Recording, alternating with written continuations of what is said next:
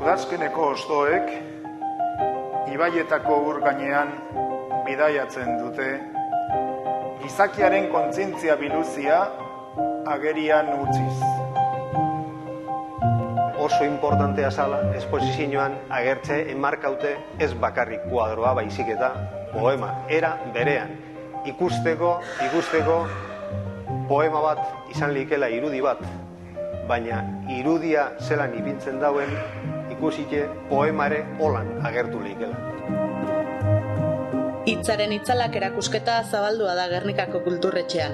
Martxoaren 24 arte irango duen erakusketa honetan, Imanol Larrinagaren akuarelak ausartu egin dira 3 idazleren poemei koloretazko itzalak aurkitzen. Eurekin guztiekin hitz egin genuen inauguraziorako antolatu zuten errezitaldiaren aurretik. Niretzat, nolabaiteko trampa edo badago, trampa diot ikusle arrunta, begi arrunta batzuk ikusten duten bezala, nik ez dut ikusten margoaz, aldez aurretik nolabaiteko azalpenak eman dizkit Imanolek. Poema baten antzera, zuk estruktura bat monta dezakezu, diseinatu dezakezu, baina poemetan ere berak emoten dituen irudiak, nabarduraz beterikoak eta iradokizunez beterikoek, hori da irakurlea jasotzen dauen poematik.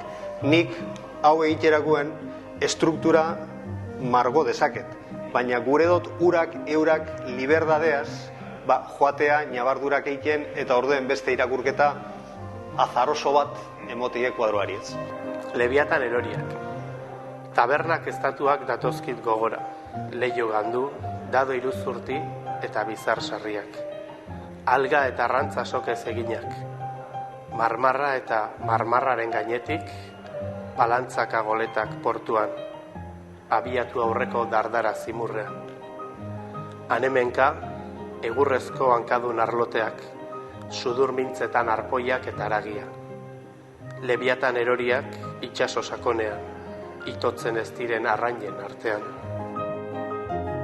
Bai egon dela gogoeta bat, materialaren inguruan, eta nik uste hori ere azkenean disiplina ezberdina izan da ere, Imanoli ere baliagarri izango zitzaion.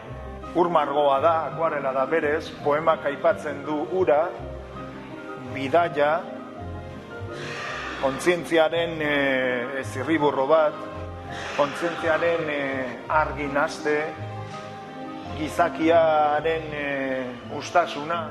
Ni behar dut kolorea, eta ni poema bat irakurtzen dotenien, kaso horretan, ni kolore enbilen, momentu guztietan. Ez hori bakarrik, nik uste dut lehen esan duten moduen, poeta bakoitzak bere auspoa eta arnasa dakanez, naiz eta hemen igual ez igarri, ni poeta bakoitzari atxiki egin dizkiot kolore batzuk. Baltzean aritzen nintzen zurekin udako gau freskoetan. Eta ia ezertaz konturaten etzinen arren, maiteetan zinen niretzat. Asko gozatzen nuen zurekin baltzean aritzean. Begiak itxirik zu, irekirik ni. Keinurik egin gabezu, irribarretxu ni. Eta maiteetan zinen niretzat, ezer gutxi sumatzen zenuen arren. Hitzak itzala baduela baieztatzen du erakusketak, baina alderantzizko bidea egiten asmatuko alukete poetek. Alegia, kuadroa emanda, poesia idazten, guk proposamena bota diegu.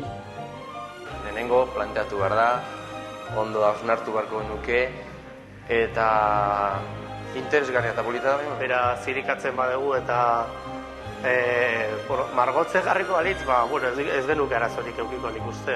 Erronka honetatik beste erronka bat aterako balitz, gustora hartuko genuke.